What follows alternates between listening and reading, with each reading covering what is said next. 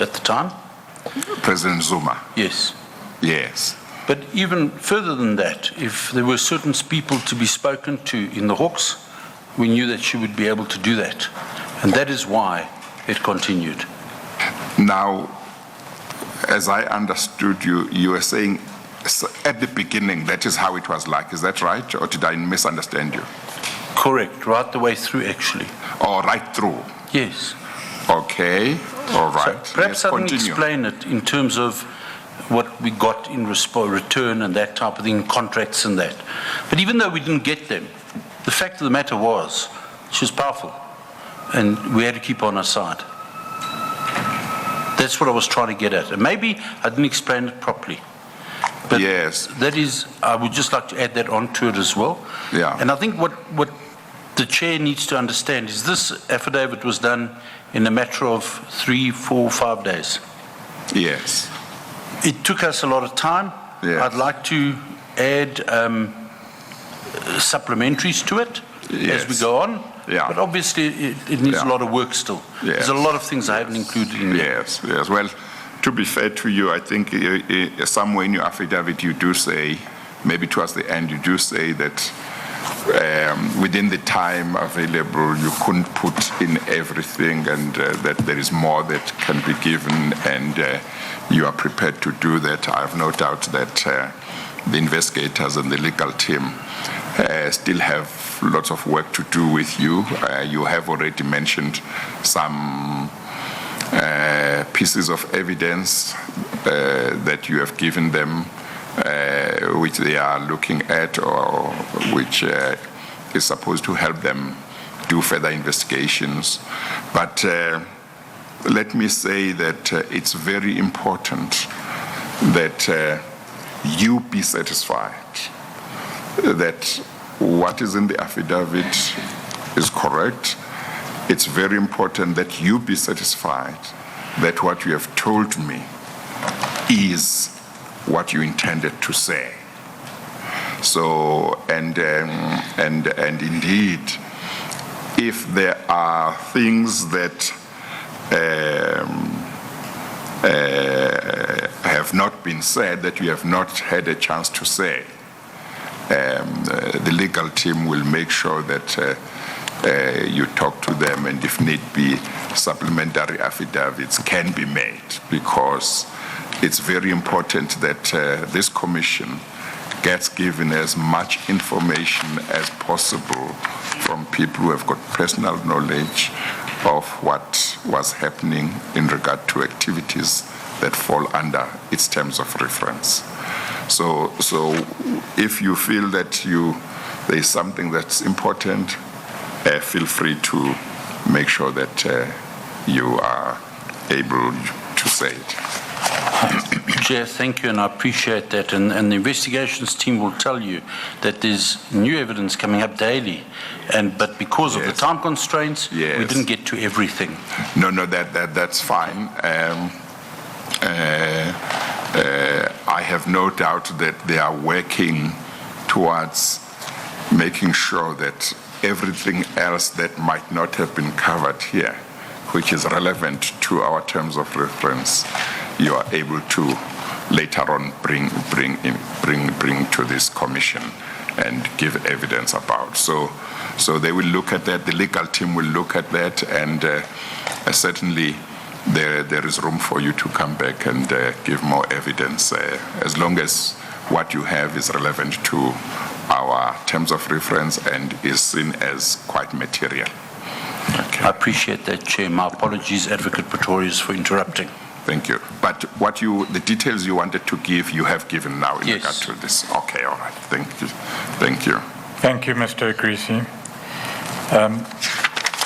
Before the long adjournment, maybe I could then put this question to you, Mr. Agrizzi. The latest, the details that you have just given now, with regard to Ms. Mokonyane, one, they don't relate to 28.7.1, is that right? Because that's about the Department of Correctional Services, or do they?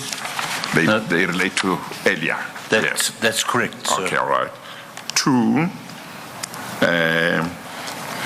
the details you have, is it correct that the details you have given now actually mean that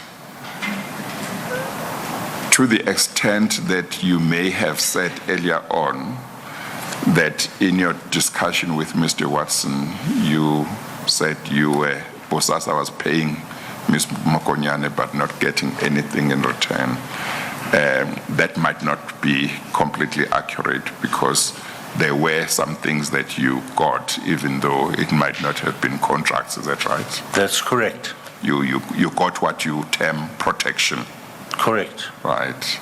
Okay, thank you.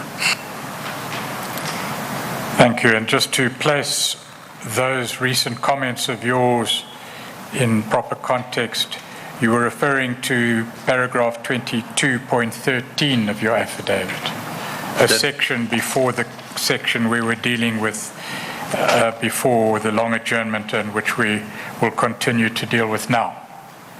That is correct. So now we are dealing with Mr. Chappell and monies that were given to him for onward payment for various purposes. That's correct, Chair. And you named certain officials of the Department of Justice and Constitutional Development to whom, according to what you were told by Mr. Chappell and from your own knowledge, payments were made. That is correct. At the end of paragraph 23.7.2, you name the Secretary of the Commission, Dr. De Beer. That is correct. What were you told in relation to Dr. De Beer? I was told by Mr. Chappell that one of the names mentioned to me at the time was the Chief Operations Officer in the Department of Justice and Constitutional Development. That was Dr. De Beer.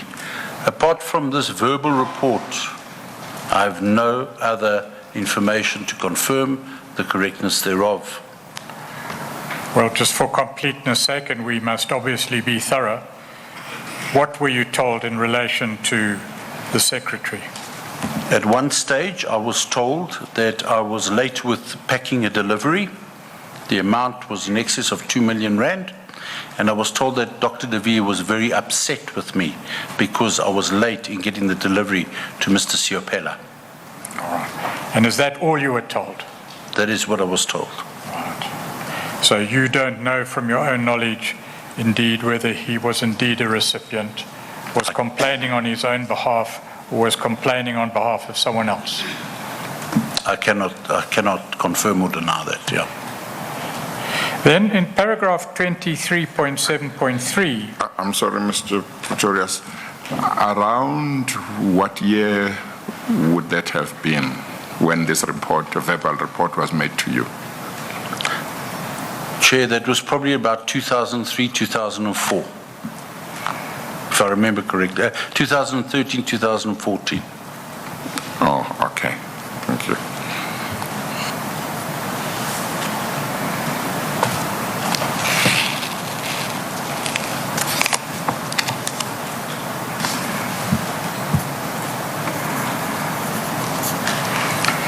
Paragraph 23.7.3, Mr. Agrizzi, contains information that you have related to the...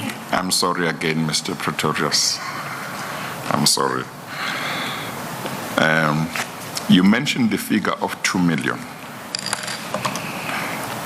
in relation to when you were given this, either when you were given this verbal report or when you were told that Dr. De Beer was upset with you. Is part of what you were told or what you understood that he was to be paid 2 million rand or that was 2 million rand that was going to be distributed among a number of officials? Chair, if I can clarify, When the Department of Constitutional Justice and Constitutional Development paid us, what would happen is 2.5% of that payment amount would be put into cash and then paid within that week. On this specific incident, the 2 million rand was the amount, and my understanding was that it was going to a group of people, of which he was one, as communicated to me by Senior Chappell. Thank you.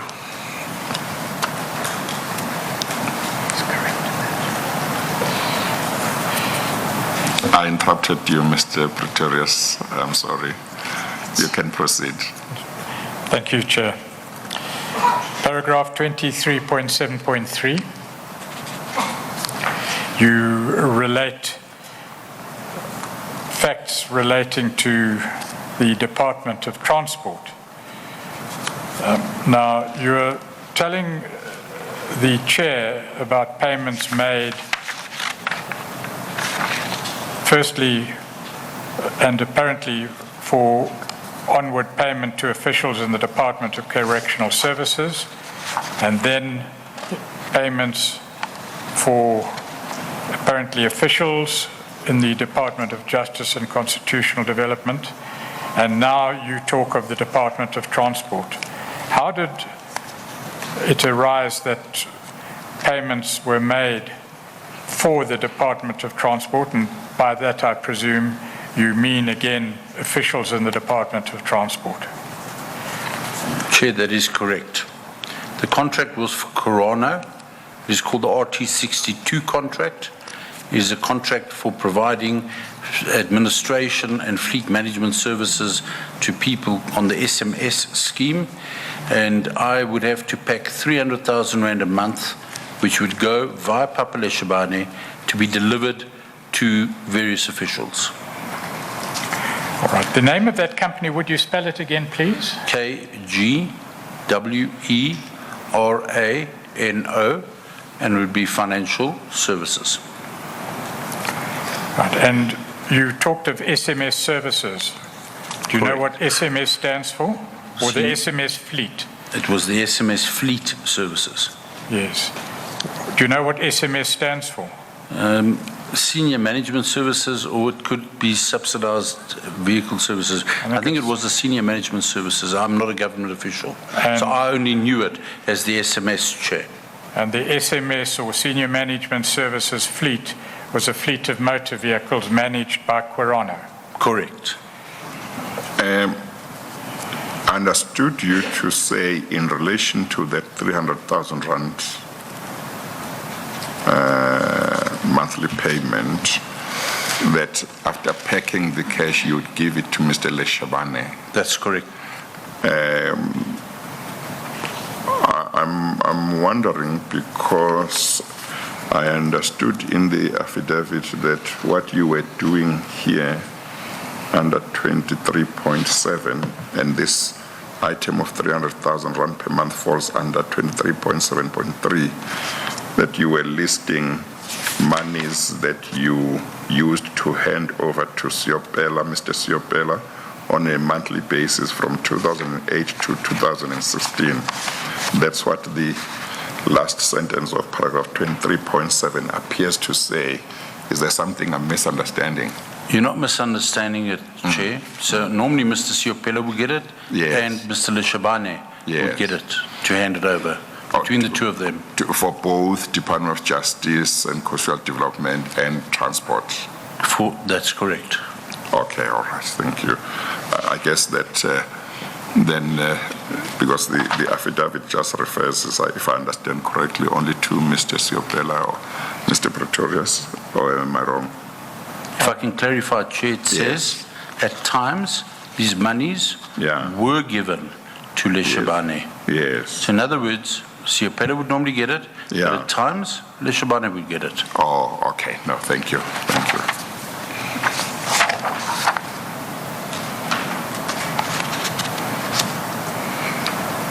How did you hand the money to Chappell? In what circumstances? Chair, when money was due to be delivered to Mr. Chappell, what would happen was I would phone him and I would say to him, the money's ready for collection. And he would indicate where I need to meet him. Sometimes it would be alongside the road. Sometimes it would be at Monte Cassino in the parking lot at the Palazzo Hotel. Sometimes it would even be in Sandton, wherever he was. Occasionally, and quite often, it would be in a restaurant, Tasha's Morningside, or the fishmonger at the Thrupp Centre in, I think it's Illovo. It would be places, various places. Sometimes it was at a petrol station. And he would say to me, I would need to follow him and then follow him on some obscure road and then stop halfway and then hand it over. Do you know whether there was a specific reason why it was almost always different places? You might or might not know, but I'm just curious whether there's a particular reason to make sure it wasn't in one and the same place all the time. I was told that I must just listen to him. He knows what he's doing when it comes to those things. So he knew. Yeah, okay, thank you. And did you always deliver the money to Mr. Chappell? Chair, at times I wouldn't be able to. I would be away or I would be busy and I couldn't attend to it, so then I would hand it over to Leshabane or Gumedi to do the deliveries. In terms of the frequency with which you were the one who would give him the money,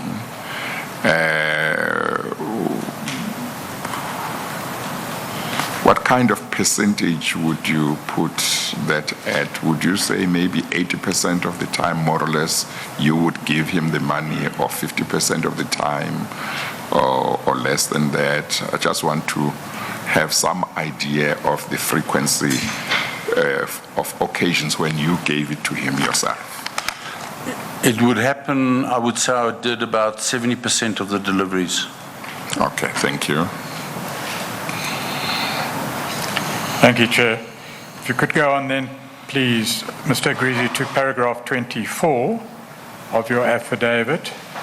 Under the heading Vincent Smith, you're going to presumably tell the Chair about circumstances relating to the relationship between Bosasa on the one hand and Smith on the other.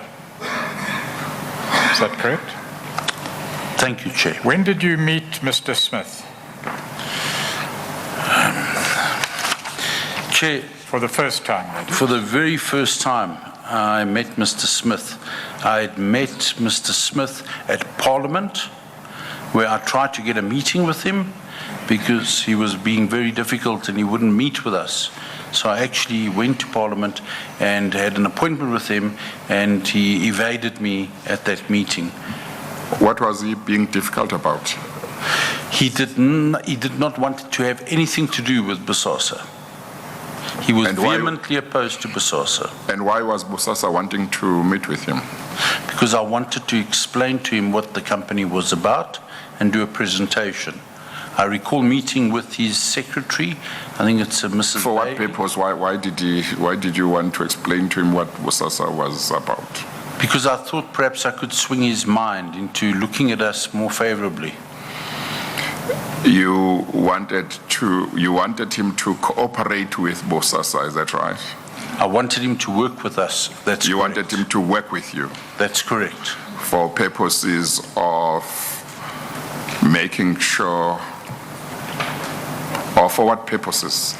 Purposes I wanted to present to him what the company was actually about, because I didn't believe that he knew the full extent of the company. And at that stage, I honestly thought that by showing him what we do and the development that we've tried, he might be swung over not to be only negative towards us, but at least be neutral.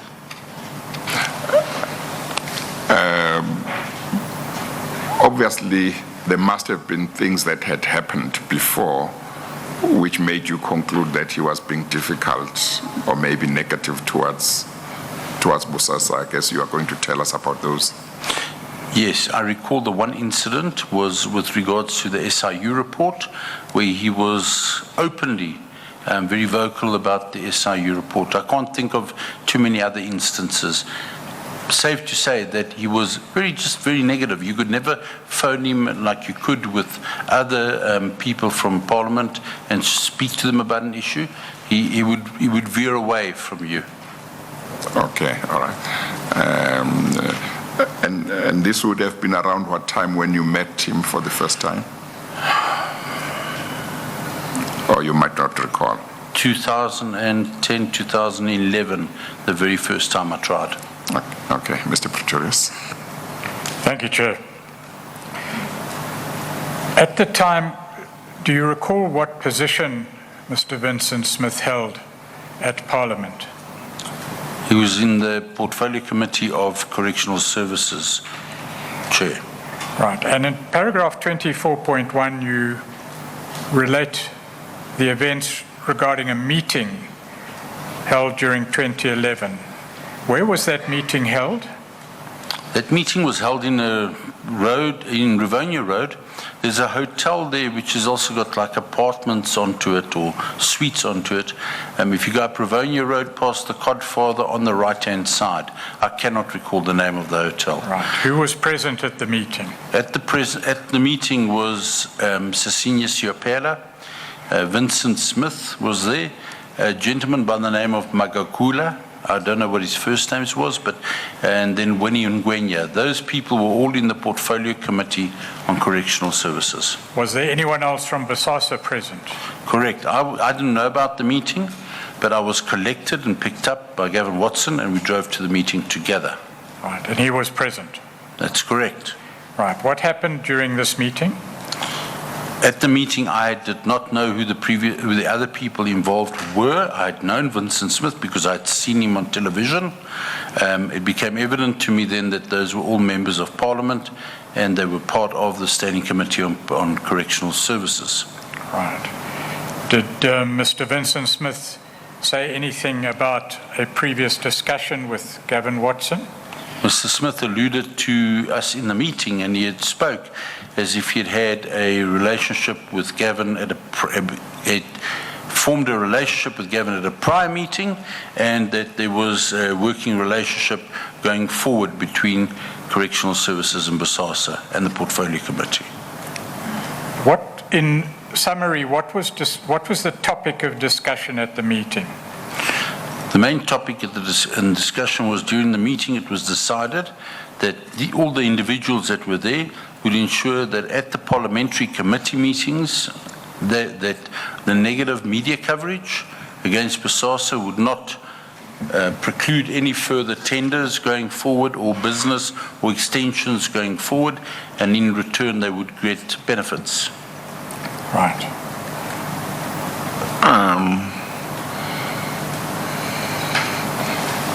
I'm not sure. I'm sure you can clarify that. Would you like me what to go was back? being discussed? You are saying what was being discussed was, in part, the negative coverage by the media of Bosasa. Correct. Okay, and a certain decision was taken. That's right. At that meeting. Just say again what that decision was, or what was to be done or not done in terms of that decision. Well, what was agreed at the meeting was that despite the fact that there was a lot of negative press publicity, despite the fact that there would be issues raised in the press that were in essence against Bosasa, that the parliamentary committee, who would normally have raised it as well in the parliamentary committee, they would keep quiet on it and they would make sure that they could manage it so that it wouldn't stop Bosasa from getting new business or preclude any potential extensions and growth. You said that the other persons who were at that meeting, other than yourself and Mr. Gavin Watson, it became apparent to you during the meeting that they were members of Parliament.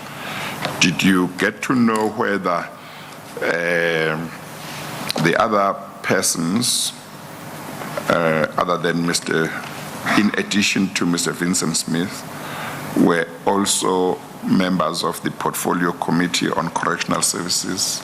Did you know whether that was the case or not? I did not know at the time. I found that out after the meeting.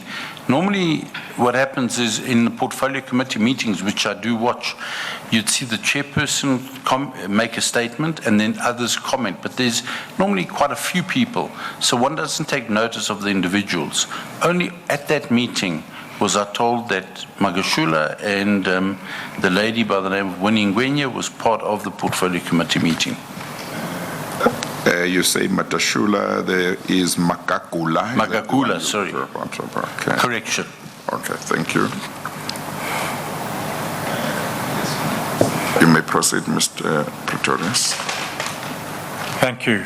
Was that all that was decided at that meeting? Well, at the meeting, basically, they agreed that there was an agreement previously made amongst them with Gavin, and this is what was agreed at the meeting. Right. Would they receive, and by they I mean the parliamentarians present, anything in return? Yes. Where was that agreed? That agreement apparently had taken place at the previous agreement with Gavin Watson. If you read, if you go back to, if I can refer him back, Chair, Yes. to 24.1. Yes. Sorry, I think it's 24. Let me just find it here, sorry. During this meeting, 24.1, the fourth line, during this meeting, it became evident to me that those individuals were all members of Parliament and members of the Standing Committee on Correction. Vincent Smith also alluded to a previous discussion with Gavin Watson relating to the working relationship between the Department of Correctional Services and Bosasa. So there was a meeting prior to that as well. Thank you. And did that prior meeting refer to what you say in paragraphs 24.2.1 to 24.2.3, that the three individual parliamentary members concerned would receive payments? That's correct. When did you learn that? I learned that at the meeting that I had with them. Right, the meeting at which Gavin Watson was also present. That's correct. So that was discussed again then at that meeting? It was not discussed, it was merely confirmed, Chair. Well, I was told by Gavin Watson at the meeting in front of them, Chair, to make sure that these amounts are packed. all right, so let's leave aside a debate as to whether it was discussed or confirmed. It was stated there that the three individuals would receive the amounts referred to. That is correct. What are the amounts? The amounts was for Vincent Smith, 45,000 Rand, Magagula, 30,000 Rand, Winingwenya, 20,000 Rand. All monthly. Monthly. Right. Do you know whether these payments were ever made? They were made How do you know that? because I packed them, and initially, Chair, what happened with those payments, they were made by Gavin Watson and Chappell. But then I was trusted, and occasionally, after I'd made up the packages, I was occasionally entrusted to actually make those payments when Gavin was unavailable. And how did you make the payments when you did so personally? I would get hold of either Chappell or I would get hold of Vincent Smith and find out where the other people were. If they weren't available, I would hand over everything to Smith and he would just handle the distribution thereof. Right. Can you recall an occasion where you handed money to Vincent Smith?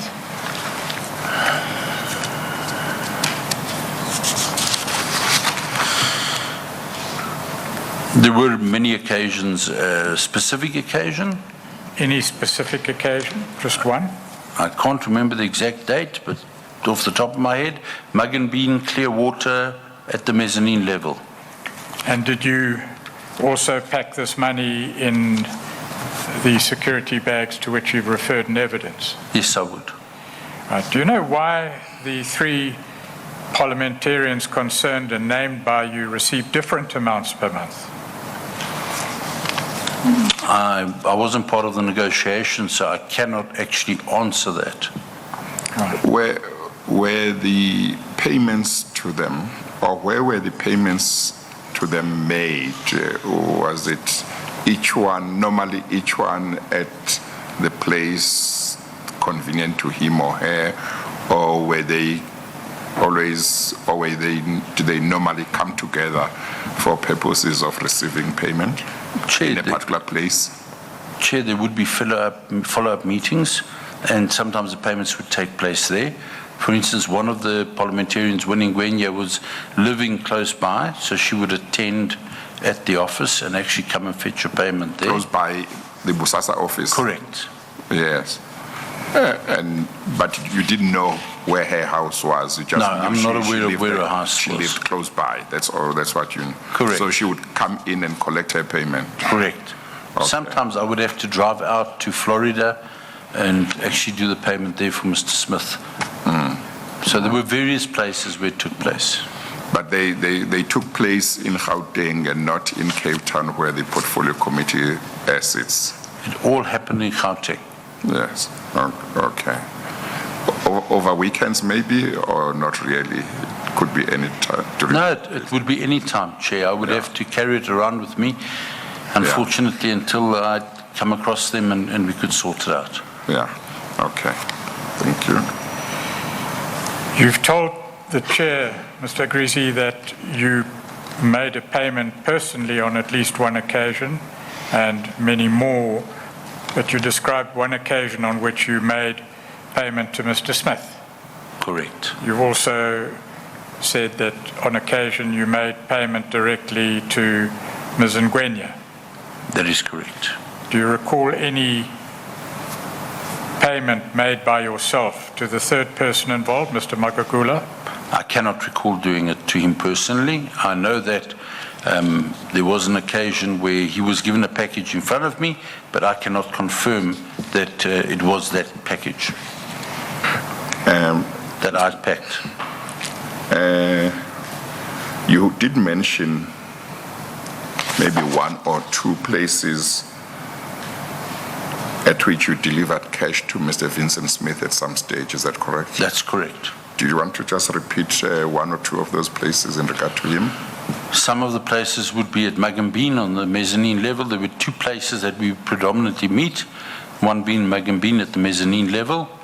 He would always wear leather jackets, so he could put inside his jacket, or have a folder so that we could try and put it into the folder. Alternatively, I would buy a newspaper to deliver it in.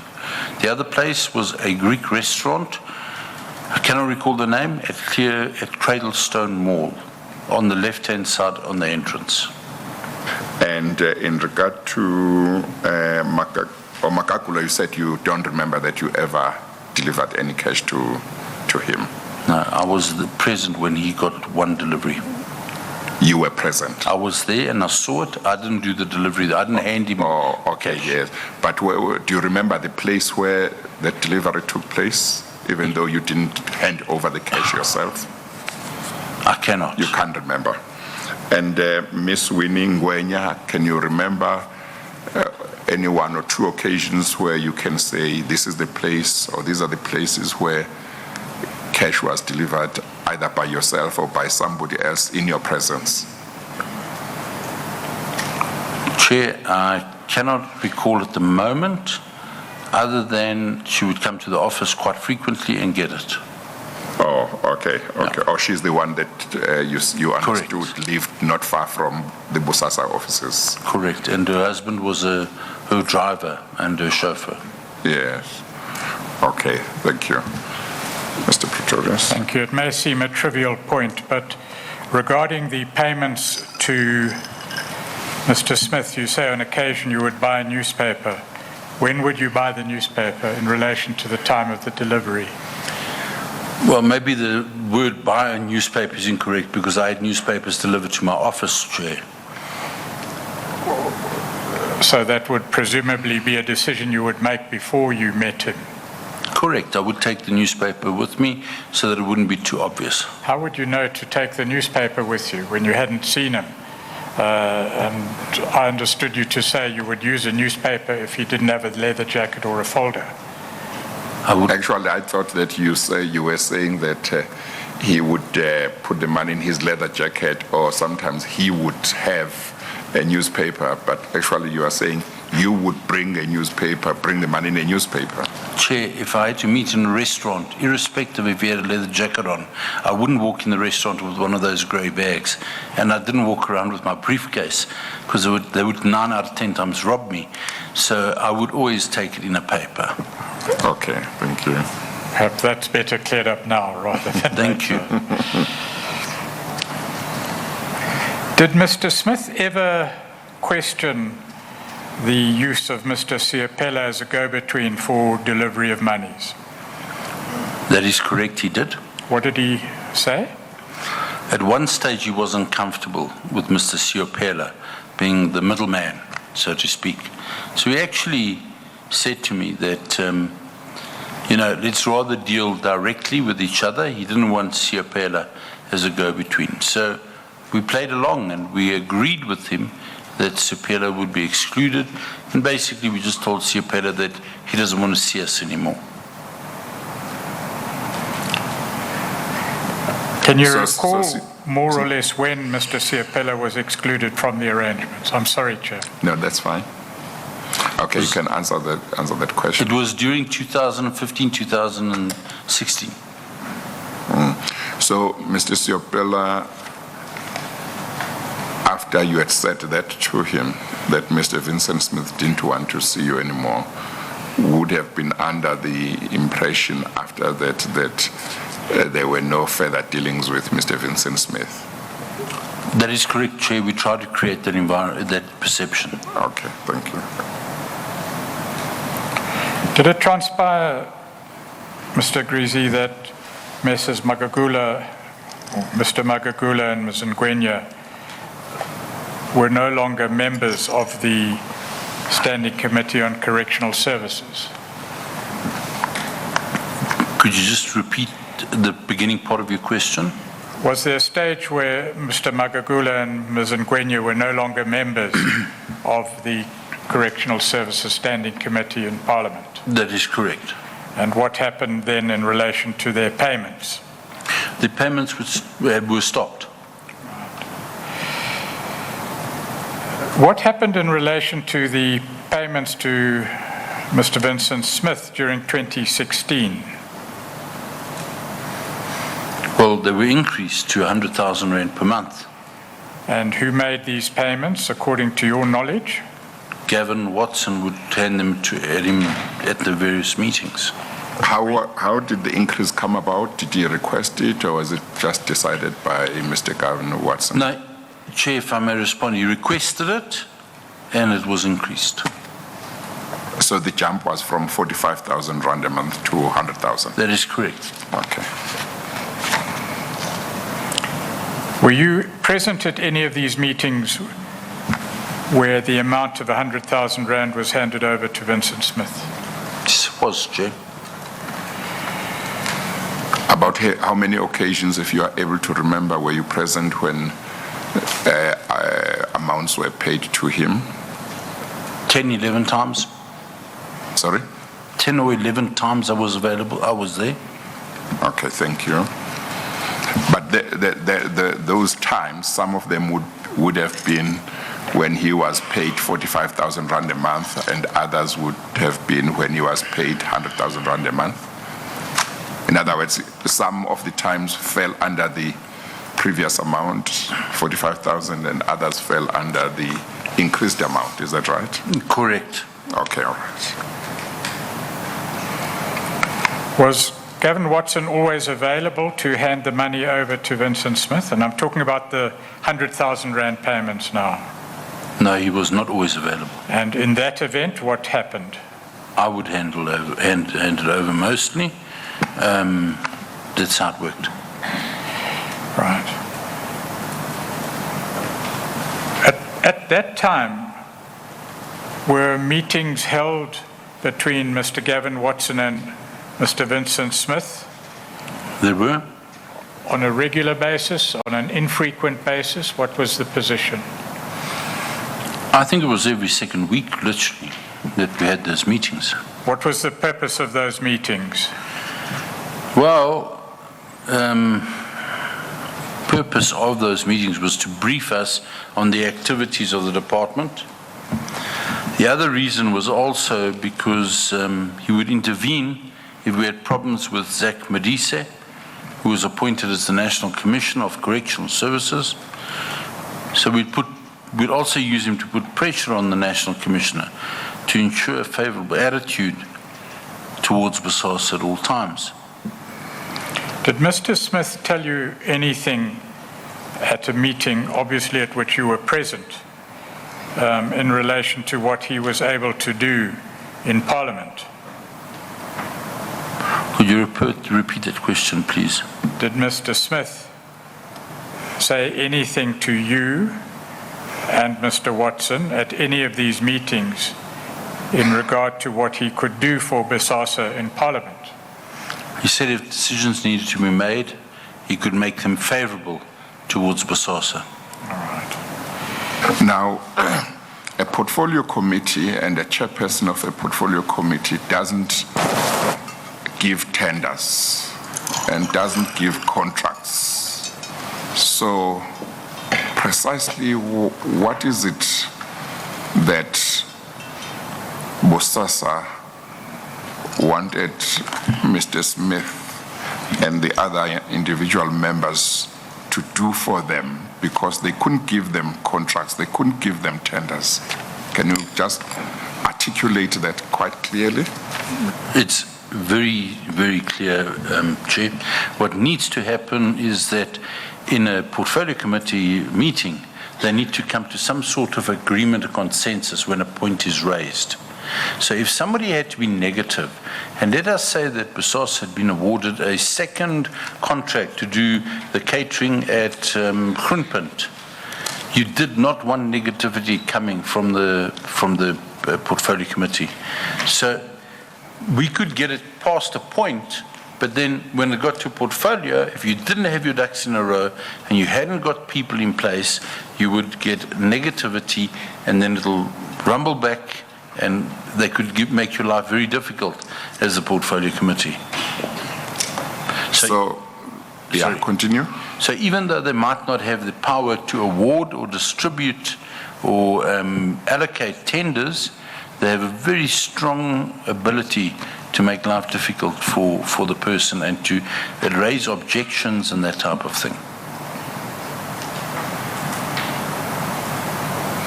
So, in effect, what Bosasa wanted was that if there was anything concerning Bosasa that came before their committee, they should act and decide favorably in regard to Bosasa. That's what it wanted. That is 100% correct. Thank you, Chair. Mr. Agrizzi, was there an occasion where a crime incident occurred at Mr. Smith's house? Yes, Chair, there was an incident where it occurred. Briefly, what happened and what was the consequence? Chair, I'm not too exactly sure what kind of crime incident happened there, but it was an incident of crime. And Gavin Watson offered to install a security system and a camera system at the house. He just offered it. So I had to instruct Richard LaRue, who was one of the employees, to implement a Cataxis video serving system. So that was a specific video which allowed you to view off-site monitoring, that type of thing. They needed to sort out his alarm system. There was fencing that needed to be done. Alarm panel beams had to be put up around the garden. There was hardware such as gate motors put in, access control put in, that type of thing.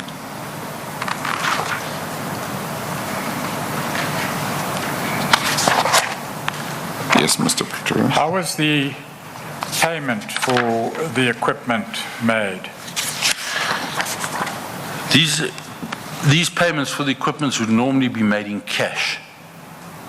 So they would bring the requisition and the invoice, and it would be listed probably in a cash sale, probably in my name or whoever else's name, and that then would be printed out and it would be paid cash. So you'd only get a delivery note that goes with the goods, which was great because nobody saw the information of how much it cost. I'm not sure whether in your recent answers you mentioned whose duty it was to see to the installation of these systems.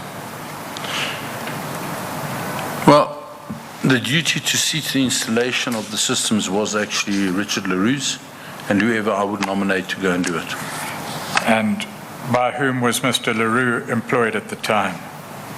If I'm not mistaken, he was employed by Bosasa Group of Companies, a division thereof called Sondolo IT. You say the equipment was paid for in cash? Correct. Under the name of which company was it installed? In terms of the, you asking me a double question. You're saying that the equipment was paid in cash, and under whose name was it installed? Well, who installed it? It was installed by a team that was developed called the Special Projects Team. And for which company did they work? In other words, which company took responsibility for the installation? Well, for the installation, it would have been Concilium Consultants, if I remember correctly. And let me just check my notes, sorry. Well, just look at paragraph 24.8. Sorry, I'm actually ahead of the pack here.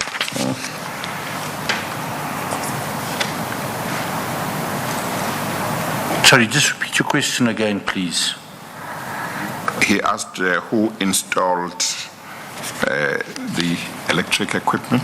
The equipment that you've referred to. Well, it was a special projects team that was headed up by Richard LaRue. In the name of which company? Sondolo IT. Okay. And Sondolo IT, you've told the chair, is part of the Bosasa Group of Companies? That's correct. Okay. Paragraph 24.9, you refer to another benefit.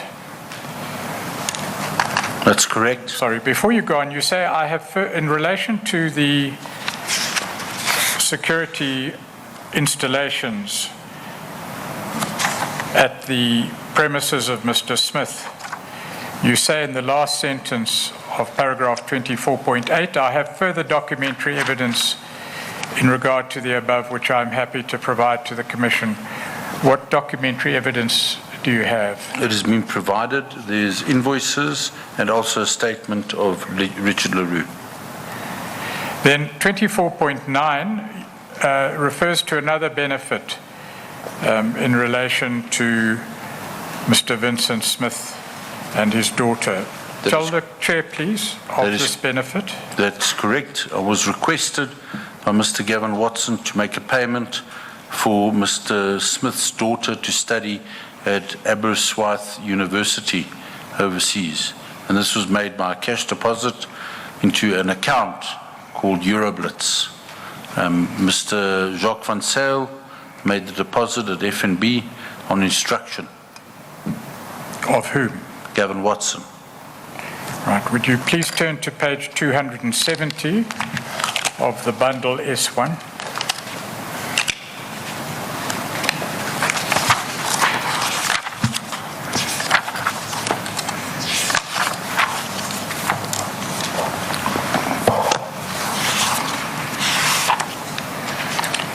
Explain to the chair, please,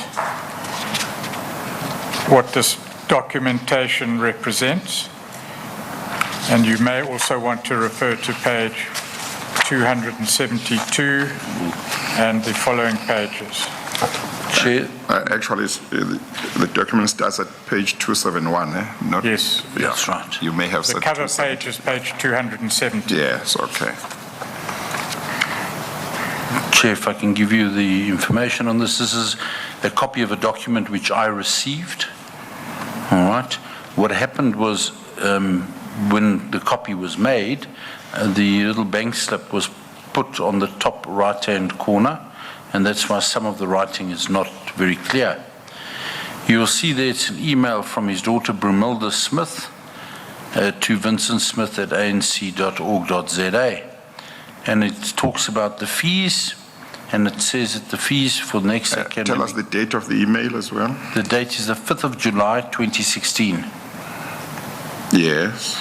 And it says that the fees for the next academic year are £10,500. Yes. And that comes from a email which was sent from a certain Alison to Miss Brumilda Smith. Yeah. Okay. Right, let's take it a bit more slowly, please. At the bottom of the page, Yes. there appears an email from Brumilda Smith to fees@abba.ac.uk. And it's apparent that it's an email addressed to Aberystwyth University. That's correct. And in that email, it appears that Brumilda Doreen Smith says to whomever it may concern, I have decided it would be best for me to repeat my first year as a full-time student. Would you be able to provide me with a fee requirement and payment structure for 2016-2017? Correct. And then apparently in reply to that, Alison of the University Finance Department addresses an email to Brumilda saying the fees for the next academic year are £10,500. That is correct.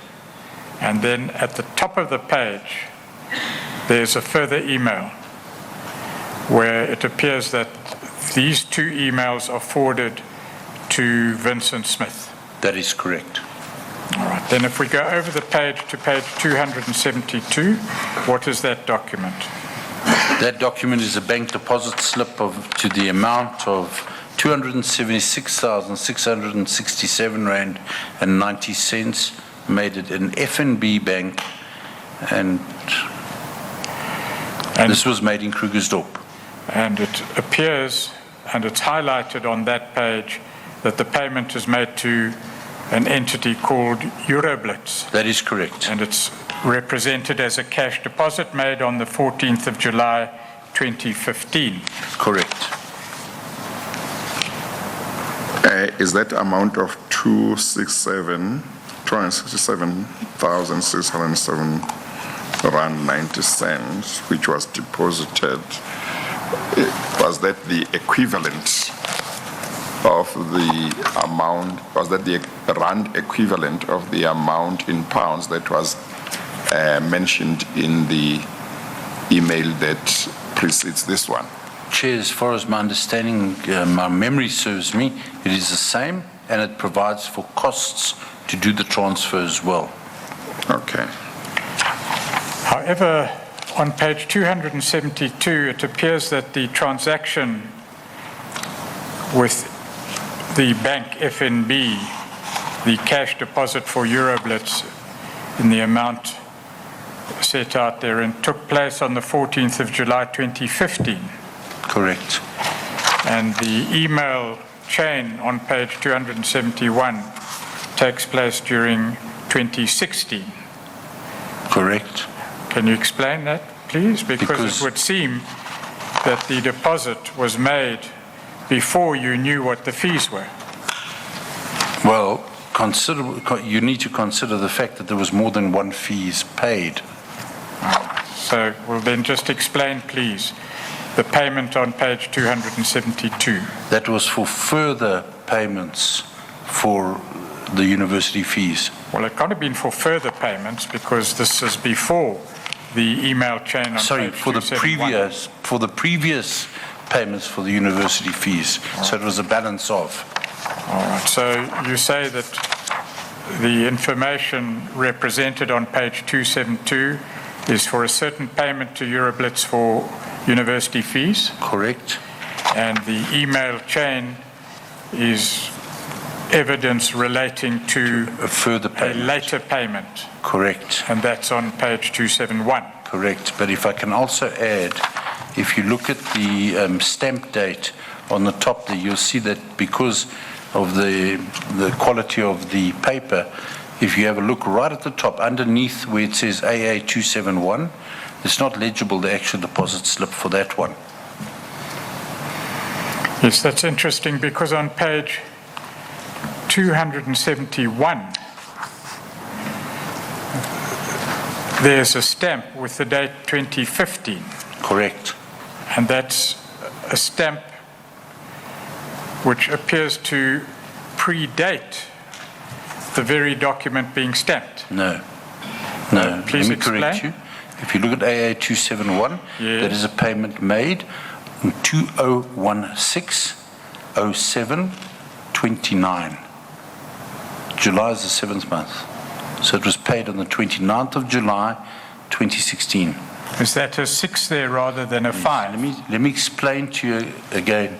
The reason why you see half the words are cut off on the email is because the slip was attached to this when it was photostated.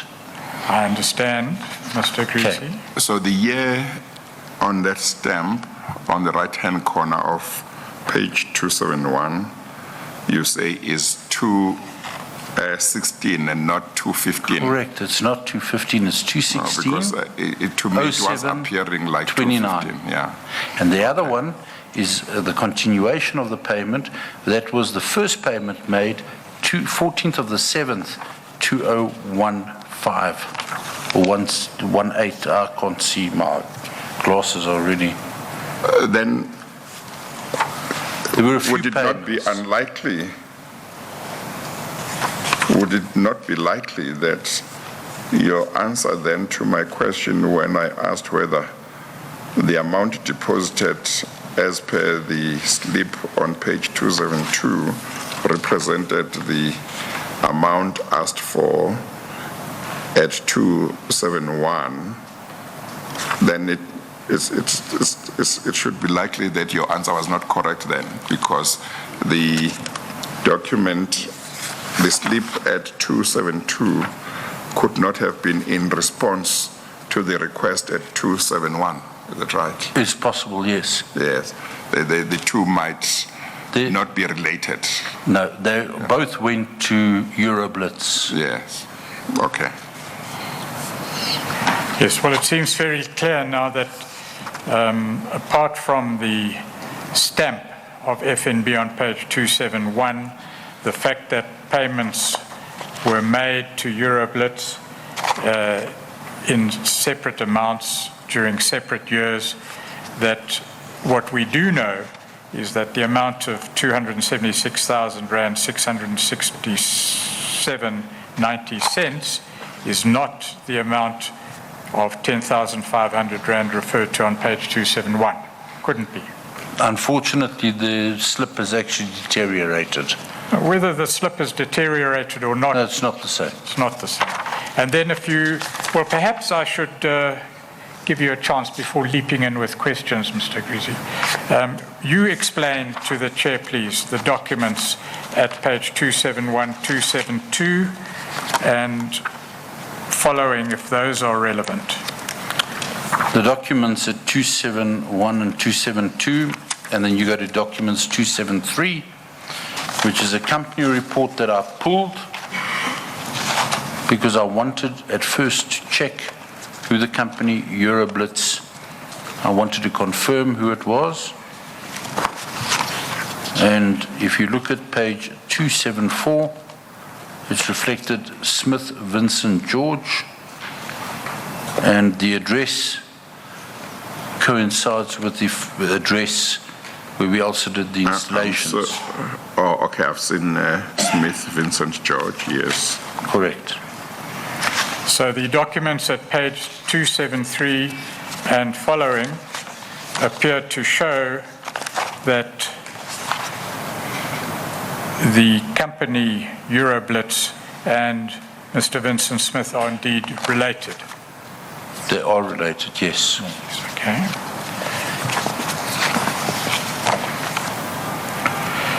So you say in paragraph 24.10, subsequent to this payment, I became aware of the fact that Vincent Smith had an interest in Euroblitz Pty Limited. That is correct.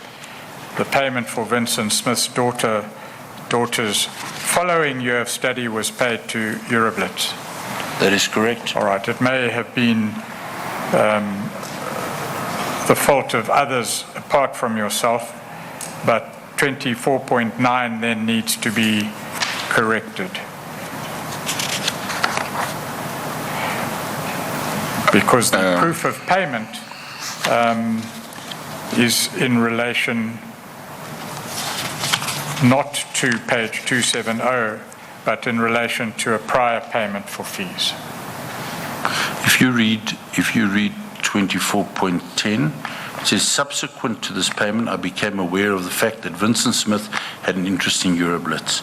The payment for Vincent Smith's daughter's following year of study was paid to Euroblitz. Yes, I don't want to get involved in semantics with you, Mr. Agrizzi, but in page 24.9, you say that in relation to Annexure H, a proof of payment, you appear to associate the proof of payment to the evidence on page 270. But let's leave it there for the moment. What has come out of your evidence is reasonably clear. Can we move on? Yes, we can. But what may,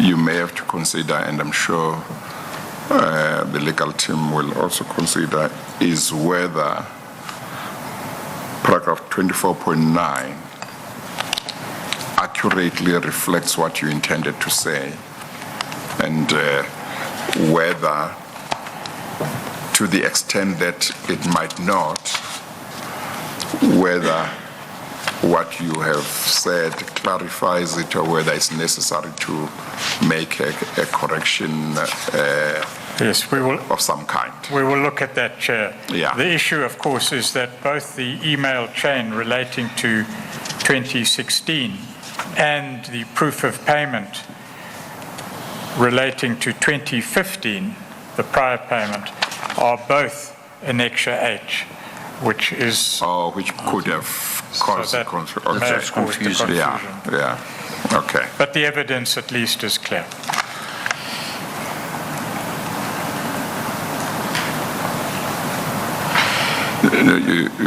I just want to make sure that we don't have a situation where there is some unnecessary issue that arises from this confusion, maybe under cross-examination, if cross-examination is granted, so that there should just be clarity. But as long as you satisfy yourself that one way or another there is clarity whether there is a need for an amendment or supplementary affidavit or there isn't, as long as the situation is clearly clarified. We will do, Chair. Just rereading 24.9, it may well be necessary.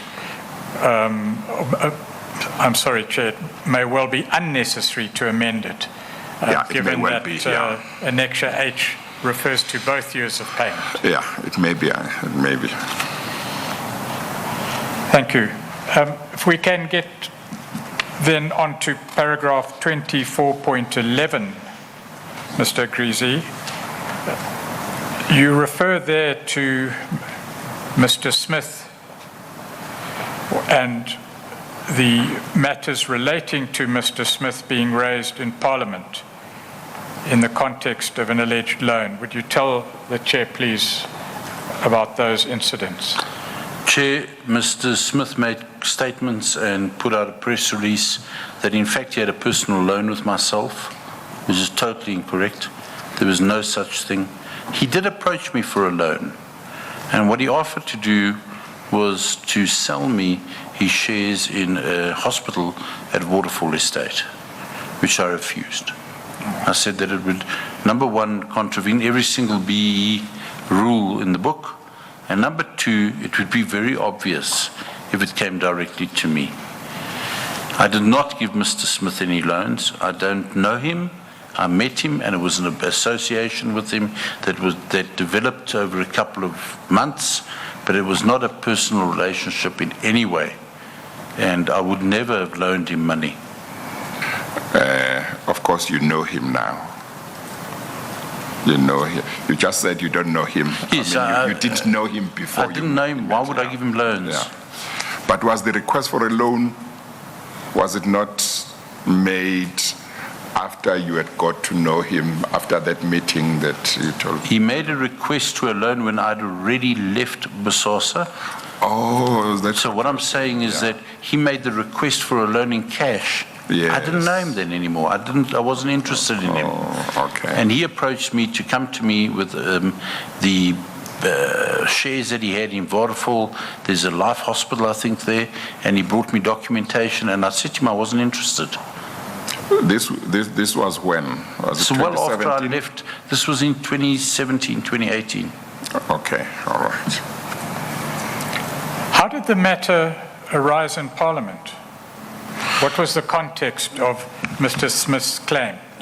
Once more, there was a newspaper report, and he said, and they asked me about it. They sent questions to me.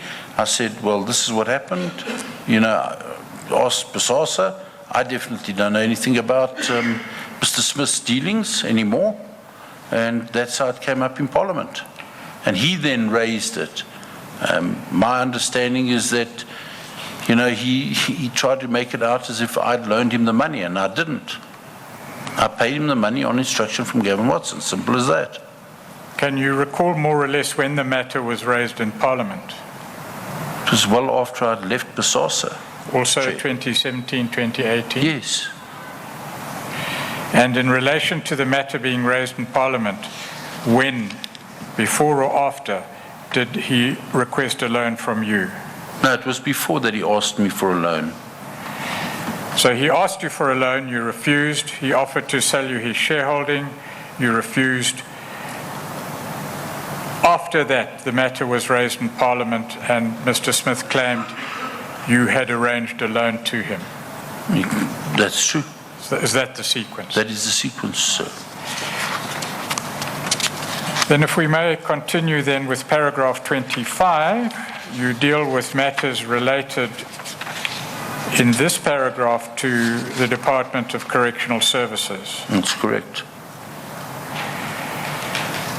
When did you meet Mr. Patrick Gillingham for the first time?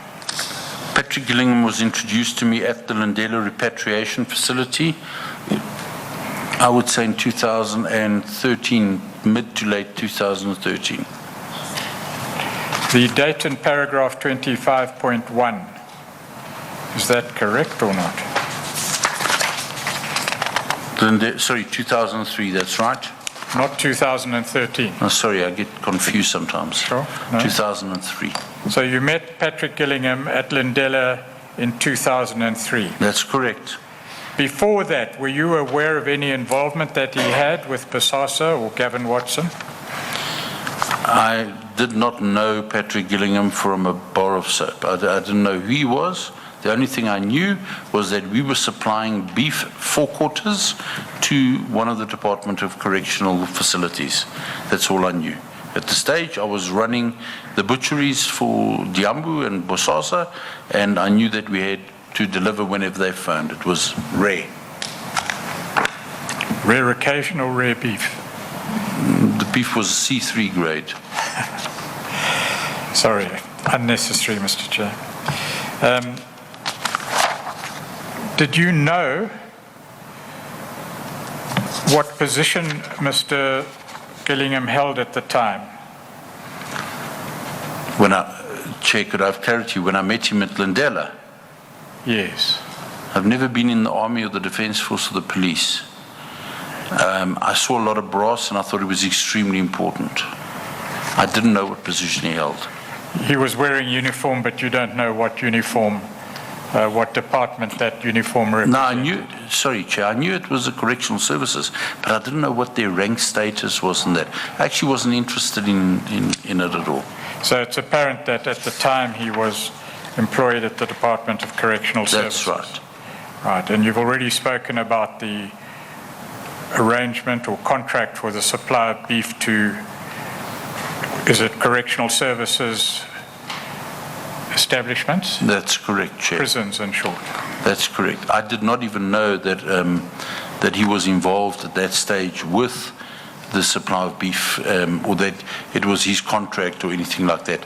I didn't even put two and two together. Who was handling that contract for Bosasa?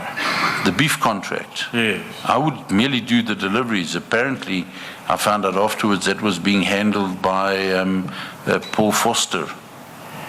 And has that, or was that contract subsequently taken over by another person? Well, you're talking about the contract or the liaison with Mr. Gillingham? Both. That was taken over later by Danny Mansell because because Paul Foster passed away. Right. Who introduced you to Mr. Gillingham? Mr. Gavin Watson introduced me to Mr. Patrick Gillingham. And at the time of the introduction, did Mr. Watson say anything about his or Bosasa's relationship and further contemplated relationship? Chair, at the time... With him? Mr. Gillingham? At the time with Mr. Gillingham, I was told that we would be working very closely with Mr. Gillingham by Mr. Watson. I was busy, at that stage, I was busy doing a quality audit at Lindela and in preparation for an ISO accreditation. So I was not too interested in who he was walking with and showing around. But I recall him telling me that we're going to be working very closely with him. Did Mr. Gavin Watson at that time or shortly thereafter tell you anything about his intentions regarding existing catering contracts at the mines? At that stage, Mr. Watson wanted to get rid of the existing catering contracts at the mines, and he wanted to venture into new ventures. And specifically, when you refer to new ventures, what are you referring to? He wanted to get involved specifically with security contracts, government contracts, and state-owned enterprises. Right. Only security contracts? No, catering, facilities management, that as well. And do you know why Mr. Watson wanted to extract Bosasa from mining contracts? Well, you recall that the mining industry went through a very rough patch during those years. There was always problems with payments. There were delays in payments, and he simply wanted to get out of that business. Right. Do you recall the first contract that Bosasa was awarded, or one of the first contracts of which you became aware in 2004? A contract awarded by the Department of Correctional Services. You deal with that in paragraph 25.6. Yeah. So, Chair, if I may, during course of 2004, Bosasa received a training contract from the Department of Correctional Services. I had nothing to do with that contract. I wasn't even aware of it until such time as Dr. Jürgen Smith actually invited me to a function where they were, it says in my statement, he invited me to a function for the awarding of the contract. That is incorrect. I'd like to correct that. It was for the awards evening at the contract. And if I can explain it to you. I'm sorry, what paragraph are we missing? If you look at 25.6. 25.6. It invited me, the fourth line, it says, Dr. Smith invited me to a function for the awarding of the contract. As I said, the statement was rushed. So it's supposed to say, it's supposed to actually read, I've invited me to a function for the awards evening of the contract. Because later on, you'll see, I say that this function appeared to be coordinated by Dr. Jürgen Smith and Mark Tavener. So what had happened, Chair, if I can give it perspective. Yes. The function that was held was a function I did not even know that we had been given this contract to train, and it was to train senior officials at the various correctional services units on the implementation of Act 111, which included catering. That's what it means. Does that answer your Yes. question? The reference to 111, I'm not following. Sorry, it was the training I found out subsequently, because I did not know about this contract, Chair. But the training was a prelude to train up people to comply with the meal intervals of Act 111 of some other act. The Correctional Services Correctional Act. Services Act, yes. Okay. So it was a training program for these officials. I only found out about this contract when they were doing the awards evening for the people that attended. So I attended, and it's the first time I knew about that contract specifically. So had the training already been done, or was it done the same Commenced, day? it was in progress. It was done on the same day, and the awards were. I can't remember if it was done on the same day or Yeah, that, but I but just it went was to the the evening. awards, yeah. I went to the evening it was awarded Yes. to. Okay. I don't know how But long the it training- was. I had no information on that. But the training had been done by Bosasa. Yes, I remember the people getting awards. Okay. Okay. This function was coordinated by Dr. Jurgen Smith and Mark Taverner. He was a Bosasa employee. Mark was also the brother-in-law of Gavin Watson. So it was all new to me. They continued with it. I was just invited by Dr. Smith, who I saw as a mentor. In paragraph 25.7, you refer to the future involvement of Mr. Taverner, of which you, at that stage, had not become aware or were not aware. That's correct. Tell the Chair about that, please. I wasn't aware that Taverner was in any way involved with furnishing of MT and Gillingham's houses. And perhaps that's why I wasn't told about the very first contract for the training. Was perhaps they didn't want me to know about it. But at the beginning of 2004, I believe that they started with buying furniture, building of the houses and all that type of thing. We'll come to that detail in due course. Okay. In paragraph 25.8, you talk of your second meeting with Mr. Yes. Gillingham. Yes. Please tell the Chair about that meeting. At the beginning of 2004, Chair, I met Gillingham for the second time.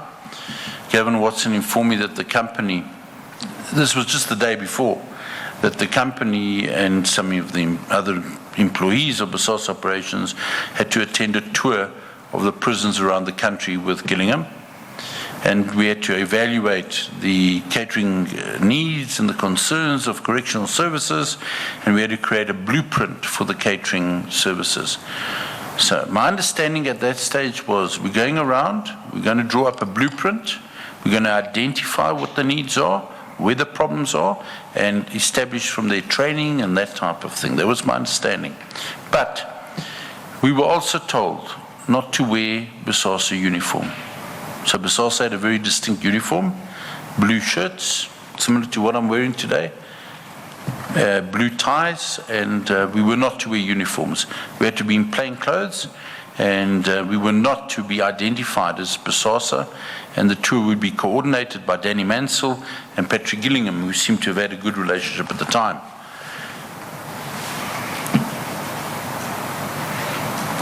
It may be preempting the evidence to follow, but during the course of that visit, which you relate later in your statement, did you gain knowledge of the catering needs and concerns of the Department of Correctional Services? In short, did you gain knowledge of the business of catering at the Correctional Services institutions?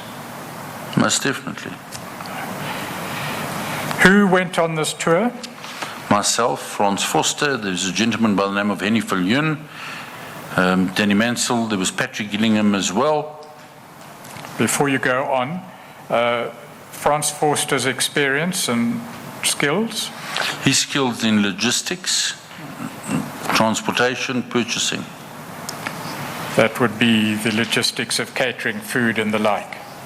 And vehicles and delivery of cement and all that type of thing. And Mr. Viljoen? He's more on the maintenance and the technical side, and that's to do specifically with facilities management and catering services. Mr. Mansell? Mr. Mansell was a business consultant, and I remember he was previously the owner, or 50% owner, of Dyambu. Right. Which had been involved in catering. That's correct. You visited what establishments? Well, we started off at Johannesburg establishment. The reason I remember Johannesburg was because of Hento Davids, who was very helped us a lot. Then we went to Port Elizabeth, we went to Durban, Cape Town, Pretoria, and Modderby. And approximately how many prisons did you visit? Well, those are the management area. If I remember correctly, it's probably about 26 of the facilities, but once you've seen one, you've seen them all, really. So I can't recall the exact number.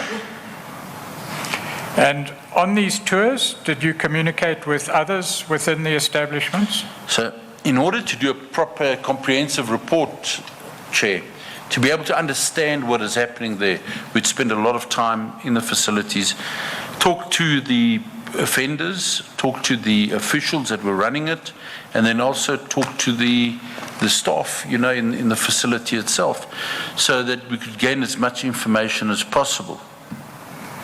The purpose of the tour was to compile or to produce a report, you say?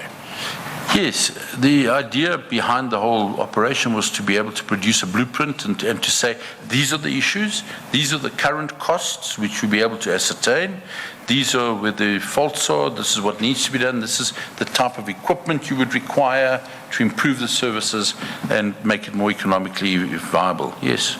So you also dealt with costings? Yes. A general question, it'll become more clear later, but would this information be useful to anyone wishing to tender for any resultant bid? Well, it will most definitely give you the edge because you'd know exactly what to do. Who paid for the expenses relating to this tour? As far as I know, Bosasa paid for the hotels and the flights that was pre-booked by Bosasa, probably by Blake's Travel, but I don't have first-hand knowledge on the bookings or the payment of the invoices. And extra hotel expenses for Bosasa employees? Well, I paid for the Bosasa employees and I did not pay for Gillingham at all. Right. You then would have concluded the tour. What happened then in relation to this report? Well, the report I would have submitted to Gavin Watson and Danny Mansell. I had to file it. I had to do a whole lot of additional work. I wanted to add to it. I wanted a professional report to come out of it. And having been on this tour, did you develop an idea for further possible involvement at the Department of Correctional Services of commercial value to Bosasa? Well, Chair, catering is catering, really, if I can explain it, because I don't want to be found short not explaining it. Catering is catering. Whether you're catering in a hospital or you're catering in a detention facility, it's exactly the same. The mechanisms used are the same. The processes used are the same. The only difference is you have higher security or not. So what I wanted to do was enhance it by bringing in catering security systems. So things like scanning bags of Medimil before they went to the stores, things like that to prevent smuggling and that. So I gave a task to one of the people that worked for me, a guy by the name of Johan Helmut, asked him to continue and design me a solution that we could implement or show the department. So what did you do in that regard? Well, he designed me that, and I incorporated into my final report and specification layout. Was the report then submitted, as you say, to Gavin Watson and then returned to you? The report was finalized, and after all the comments and final approval was given by Gavin, he then gave me 2 email addresses. I recall it vividly. He wrote it down it was written on a piece of paper, and it wasn't his handwriting. It looked more like Danny Mansell's handwriting, and I was given 2 email addresses and told that's where you email it to, and the one was cobus@bfn.co.za, stockies@bfn.co.za. Was the other one?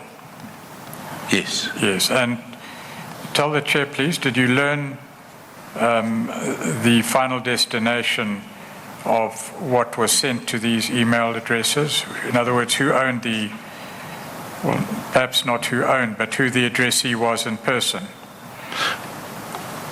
I cannot recall exactly which one right now. It's in my statement, but I can't which is which, but it was Mansell and Gillingham. So it was at bloemfontein.co.za and bloemfontein.co.za. So it was for Mansell and Gillingham. So you were then instructed by Mr. Gavin Watson to send the finalized report to Mansell and to Gillingham. That's correct. At the time, what did you believe the role of Bosasa was in relation to what you've just told the chair? At first, I believed that Bosasa was acting as a consultant for the Department of Correctional Services. I thought it was to assist them in determining exactly what was necessary in their facilities.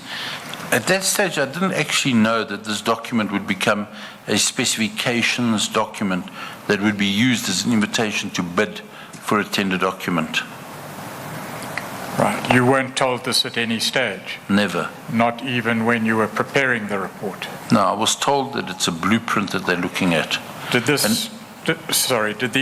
I interrupted you. Would you want to complete? No, and bearing in mind that we were doing the youth centers in the Lindela repatriation facility, we had that knowledge. So to me, it was plausible that we are being asked to draw up a blueprint for them.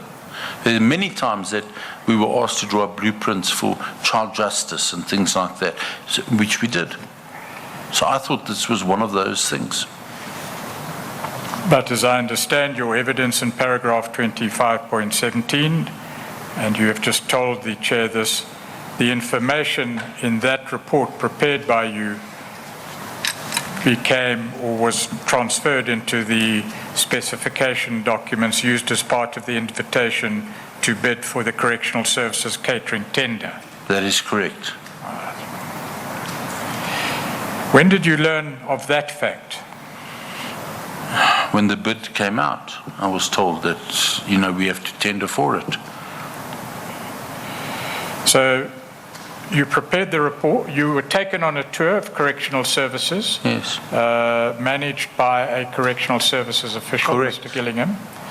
You received information both in relation to the physical facilities and costings as well as other logistical information.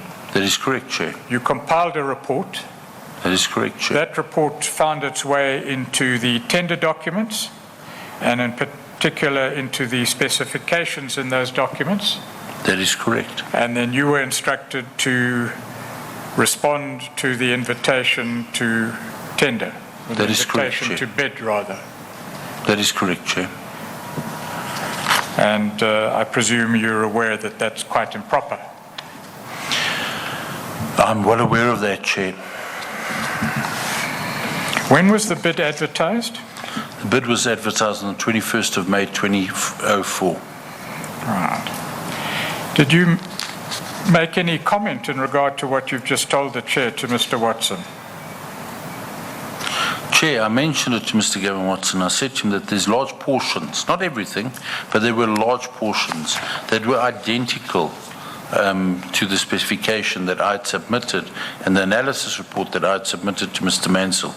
Even at one stage, the conclusion appeared to have been used in the specifications document, which formed part of the invitation to bid on the catering tender. And what was Mr. Watson's response to what you told him? As always, Mr. Watson had it all under control. Is that what he told you? That's exactly what he told me. He told me just to do it. He's going to be awarded the contract. I must just do the paperwork. Just be a bit clearer, please. What did he tell you about the award of the contract? He told me that it would be awarded to Bosasa. I must just keep quiet, keep my head down, and just do the paperwork and fill in the tender. That's what he meant. Okay. Who compiled the response to the invitation to bid? I had a team that compiled the response to the invitation to bid. And they did that under your supervision? That's right. All bids fell under my supervision. And was the contract ultimately awarded to Bosasa? It was, Chair, on the 20th of July, 2014. Is this the same contract that was later investigated and detailed by the SIU? That is correct, Chair. Right. We'll come back there when we deal with that report. And for what period of time was the contract awarded? Initial contract was a 3-year contract. Right. And do you know what the annual value of the contract was? Well, the annual value reflected was 239,427,694 rands per annum.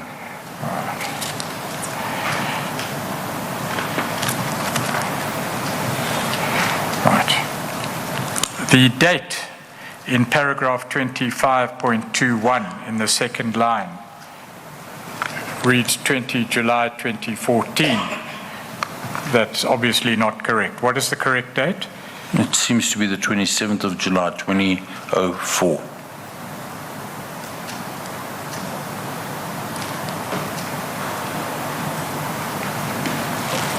I think once more, Chair, because we had limited time, and this was this was actually condensing the original statement from about 240 pages to try and get it into about 90. Okay, no, that's fine. And when you pick up errors, you must just make sure corrections can be made. Will do, Chair. Do you have any comment to make about the costings in the bid documents prepared under your supervision? Chair, the costings were manipulated, if I may add that. So we were told to cost on special meals and normal meals. Special meals are high-protein diets, diabetic diets, various diets that are required. We were told that that constitutes 10% of the 100% of the meals charged.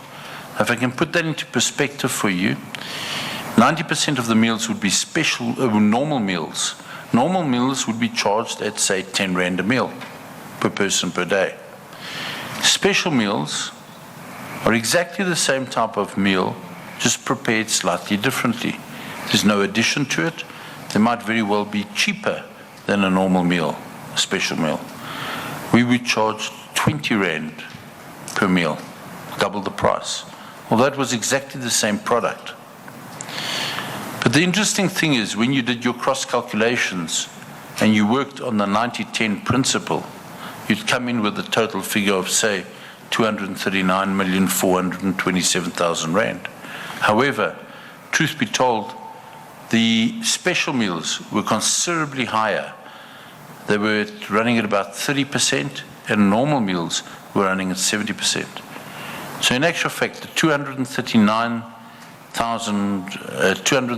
million that is reflected there was actually understated.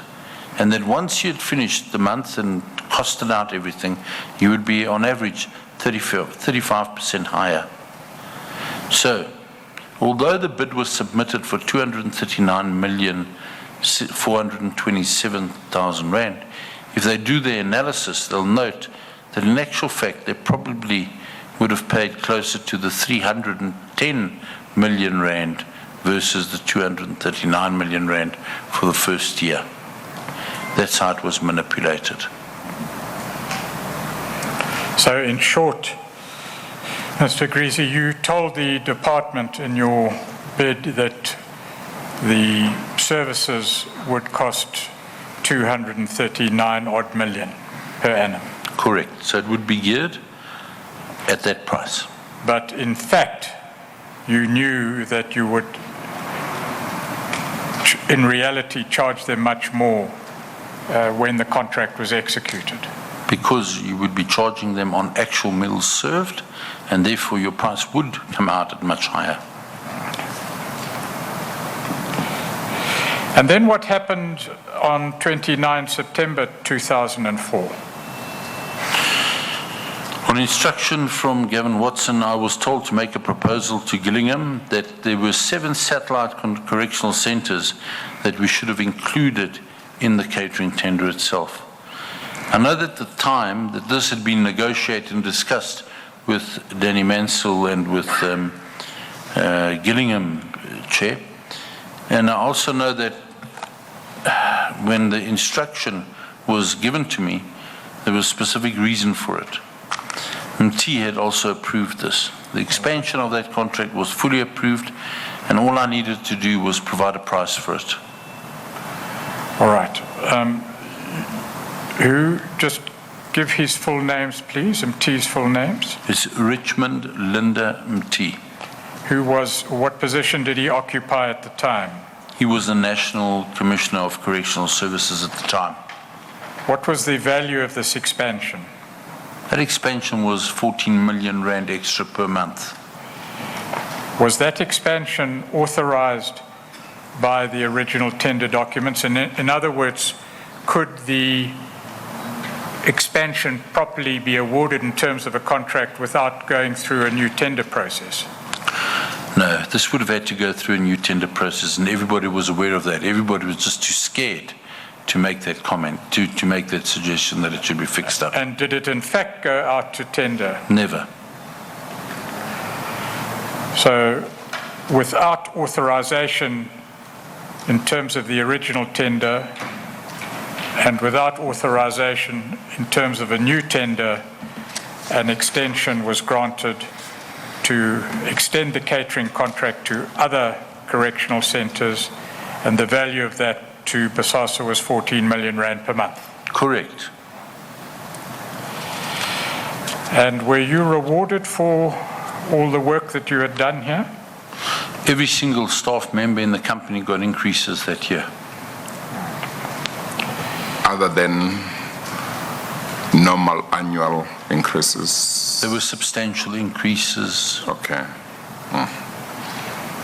Can you say whether your increase was a reward for the work you had done in relation to the correctional services contract? Chair, I would have to flip back to that specific date. As I said earlier, my wife unfortunately takes all my money, so I wouldn't know. I'd need to have a look.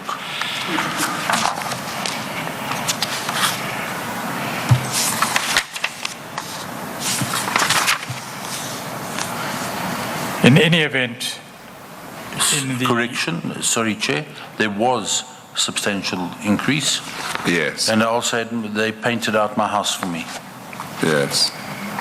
And are you able to say how much the increase was in terms of percentage? I can, most definitely, Chair. Chair, it went up from 234,000 Rand to 406,000 Rand.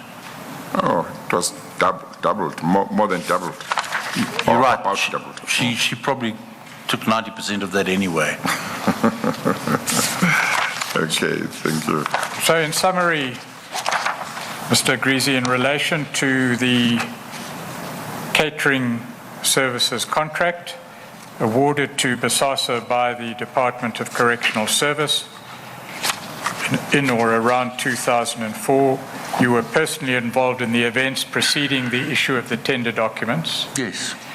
You compiled the tender documents with the response to the bid for tender, more The particularly. specifications. The specifications. Yes, Chair. You compiled the specifications. Yes, Chair. Yeah. Well, you compiled the report, which became specifications. Correct. That is correct. Oh, okay. Right. You also were instrumental in the sense that you led the team that compiled the response to the invitation to bid. That is correct, Chair. And you were there also aware of and involved in the undercosting, which resulted later in a higher payment to Bosasa.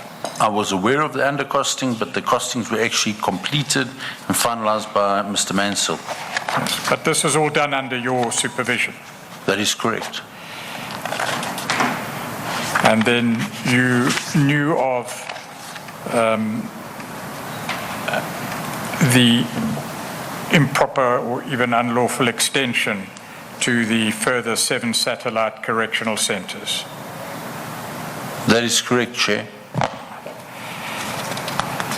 You told us what the increase was that you were given after you had made the contribution that you made to ensure Bosasa got that contract. And you said that they painted your house as well, is that right? That's correct, Chair. What is the monetary value that you could put on the paint, on them painting your house? It was about 30,000 rand. Okay, all right, thank you. Is that the same painting of the house referred to in the schedule at the beginning of your statement? That is correct. And the amount is there, is it? Well, you needn't go there, it is there, it's not going to change. Okay, no, it's the same.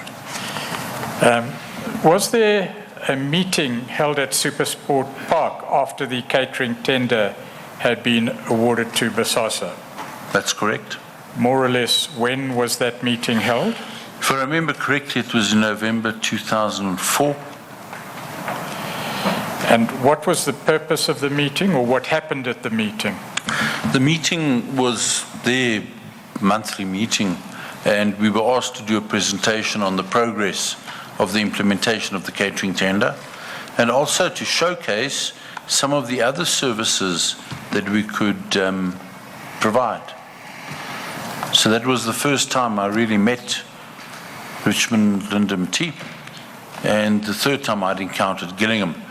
Although I didn't interact with Gillingham or MT because they were in a formal environment and we were very reserved in how we reacted or how we spoke to them. Right. You obviously attended the meeting. Did anyone else from Bosasa attend the meeting? A number of directors, Chair, attended the meeting with me. Mansell and Watson, however, did not. Approximately how many people in total attended the meeting? In total, from corrections side and from Bosasa side, there were a total of about 40 people that attended. Right. And did Mr. MT, Commissioner MT at the time, participate in the proceedings? No, he did most definitely, but he didn't really interact with us. He was interacting with these people. Right. Did you receive any feedback the following day in relation to the meeting from Gavin Watson? Gavin Watson said that he had received very good big feedback from Mr. MT, and it was very positive. I was then also told that there was something else in the pipeline, namely an access control contract. Right. In the pipeline for Correct. Bosasa, I presume? Correct. Right. And in relation to that, did you receive an instruction? I was given an instruction by Watson and Mansell to once more draft the specification document for an access control system that would be advertised. So once again, you learn of a contract that is to be awarded in the future. Correct. By the Department of Correctional Services. That is correct. This is shortly after the presentation meeting that you've referred to. Correct. Before, I presume, any tender documents are issued or any publication of the intention to issue a tender is advertised, you are instructed to draft a specification document. That is correct. So am I correct? Perhaps I've been leading a little excessively. It's late in the day, my apologies, Chair, but is it correct that when you were instructed to draft the specification document, there had been no public announcement of the intention to award a tender for access control at correctional services institutions? Chair, that is correct. Were you given any further instruction in relation to the manner in which you should produce this draft, or what the draft specifications document should include? Chair, I was told that I needed to draft it in such a manner that it was a foregone conclusion that Bosasa would, or that time was Sondolo, but would be awarded the contract. I was told to make sure that you put in restrictive clauses. One of them was ISO standards, things like Right. that. You referred to ISO standards. We don't necessarily know about those things. Just explain, perhaps. Before you proceed, Mr. Pretorius, now drafting it in such a way that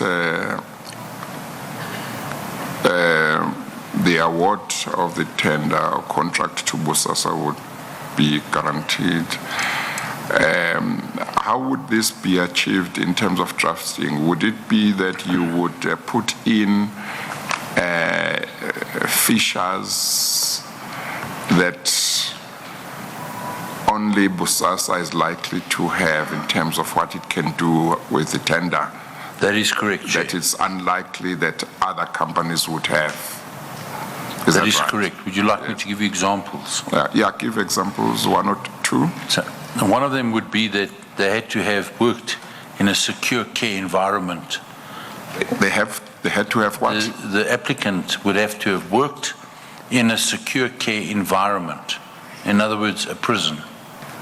Yeah, in Or other a words. detention facility. Oh, So that you had the skill and training to work with offenders or amongst offenders. Another point would have been national key points, that you must be a national key points accredited service provider. There's not many people that have that. So those are the restrictive clauses that were put in. At whose thank you. instance? At the instance of Mr. Watson and Mr. Mansell.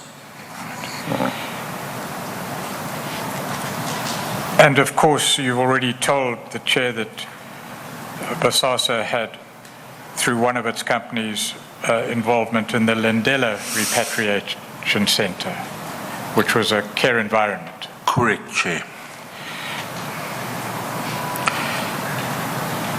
Did you receive any further information from the Department of Correctional Services in the process of drafting the specifications? Well, the Department of Correction supplied Mansell with an overview of their needs and more or less what they needed to be achieved. And I then used Johannesburg Correctional Facility to model it and to provide the blueprint around it. Right. Did you do as you were told? Always. Did you produce the specifications Yes, document? I did. And to whom did you give it? It was mailed.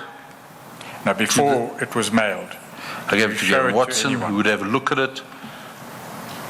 And did he approve it? He wasn't very interested, but he said it was fine. I must just send it to Danny and to Patrick. Right. So this document was sent to the same two email addresses as you referred to in paragraph 25.16. That is correct. And you told the Chair that these were the email addresses of Gillingham and Mansell respectively, although you couldn't remember which was which. I cannot. please remind me, maybe I've forgotten now, who was Danny? You said he asked you to send to Danny and to Mr. Gillingham.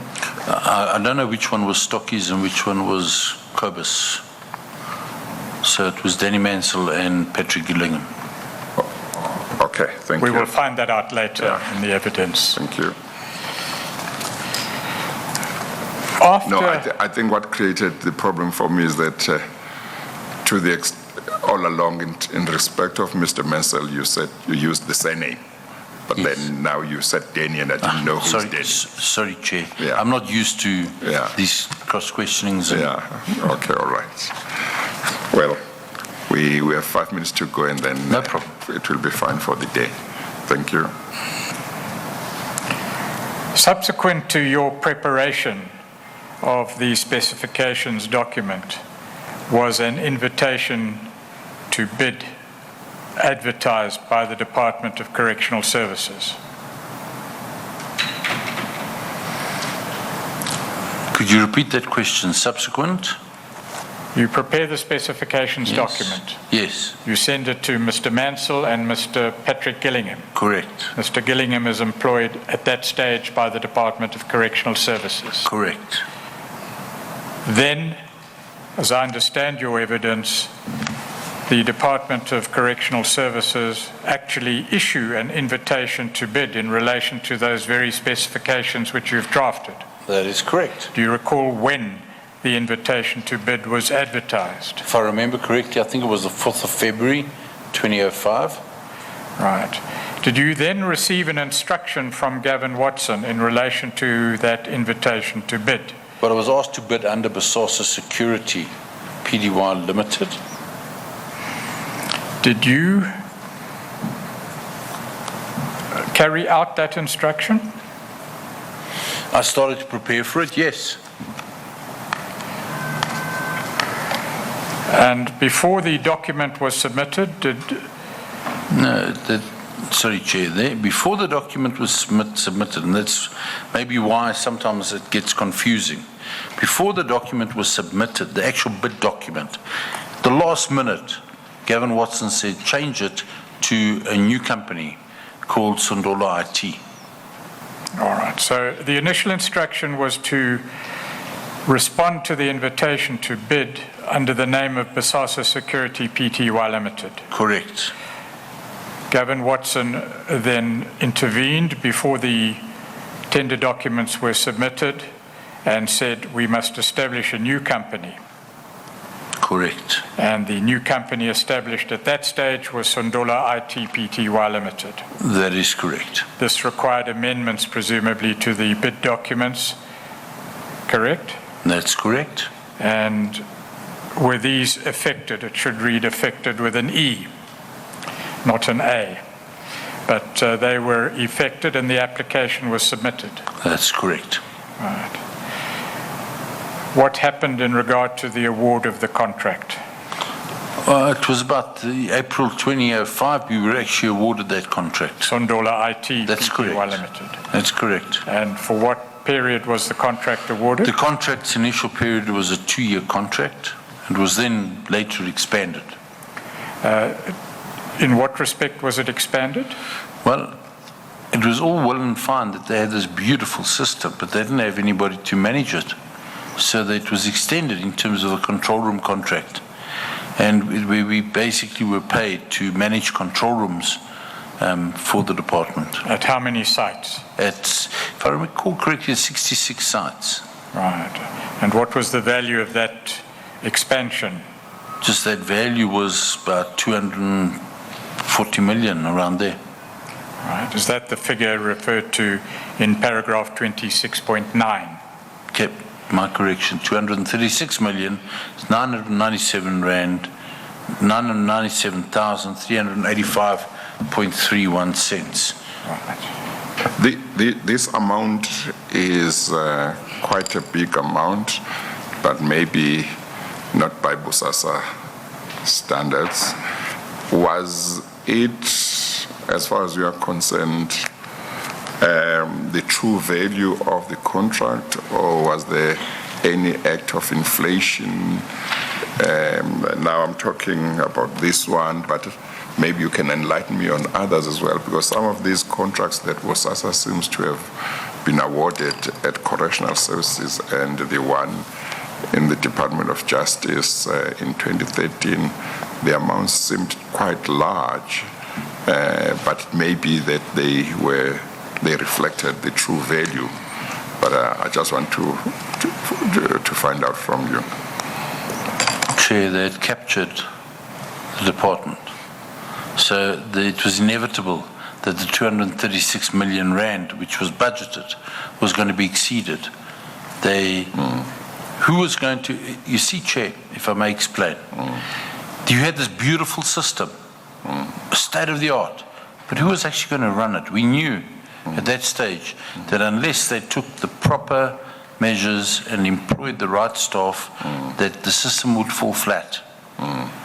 So you had them in your clutches, because now you would have to employ people and train them up to actually run the system and keep them there for the rest of time. But does that talk to the question of whether there was inflation Yes. at the beginning? Yes. Okay. Because you now had to pay, and I think the amount that they paid every month was an additional 7.8 million rand per month, because now you had to staff it. So it was never budgeted for. That's in regard to this one. Now, in regard to the others that were other contracts that were awarded to Bosasa by Correctional Services and the one by the Department of Justice and Constitutional Development in 2013, are you able to say that in regard to those two there was inflation of prices or not really? There was, most definitely. There was. Correct. Thank you. In relation to the expansion to include the staffing of the control rooms at 66 sites, you will recall right in the beginning of your evidence, we told the chair that there were some expansions that were authorized by the original tender documents and some weren't, and therefore would have to go out to new tender. Correct. What was the case here? Was this expansion authorized? It was emergency, so it would have been authorized automatically. So it was an emergency because they needed to run the control rooms. So it was authorized in terms of the department's processes, but it never went out in tender for the staffing. So you would have responded to an invitation to bid at a certain price, which was apparently budgeted for. Correct. By the Department of Correctional Services. Correct. But then later, as you knew would happen, the requirement for further expenditure on the part of the department entered the scene, and you benefited then from the extension of the staffing or the extension of the contract in relation to staffing. That is correct. Right, and the value of that was over 236 million rand per annum? Potentially, yeah. Or overall for the 2 years? That's over 2 years. Right. After the award of that contract, were you called into a meeting? Yes, I was. What happened at that meeting? At the meeting, I was told by Ishmael Dikane, who was at that stage Nwaba, Gumedi and Leshabane, that I was doing a phenomenal job, and I was told to trade in my old Audi A6 for a new Audi A6, and the company would basically cover the shortfall, which they did with everybody, but the specific year it was mine. They would cover the shortfall. It was about 174,000 rand, and Dr. Smith handled the whole transaction. You mentioned the name Ishmael Dikani and the name Nwaba. The latter name, was that his name at the time? Surname at the time? That is correct. That's MNCWABA. Is that correct? That's correct. In short, are you telling the chair that you were rewarded for all the good work you'd done for Bosasa in relation to the evidence you've just given? Most definitely. This might not. Oh, let me ask. Are you sure that with regard to Mwaba, the last letter is A and not E? Chair, I'd have to check out. You would have to check, okay. Sorry. Okay. We had a debate it might about be A, that. but I know Mwabe with an E, so. I'm not too sure. Okay, no, that's fine. I just wanted to make sure that we get that right if it is E. Thank you. Is that a convenient time, Chair? Yes.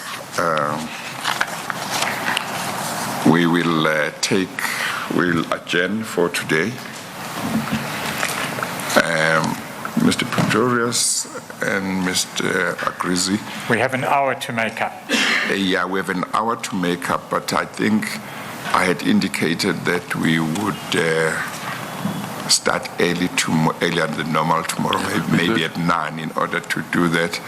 But I would like to change that. And this suggests that we add the hour from 4 to 5, if possible, tomorrow. Would that be okay with you, Mr. Agrizzi? As it pleases the chair. You. And Mr. Pretorius? Yes, that's Would that be absolutely all right? fine. Okay, so tomorrow morning we start at 10. I just need to attend to something relating to the commission. So if we start at 9, I won't have that time. Yes, and you Yeah. had a statement that you were going to make tomorrow. Yeah, but I've got something else also that will need my attention. Okay, thank you. We adjourn now and we'll resume tomorrow at 10 o'clock. We adjourn. All right.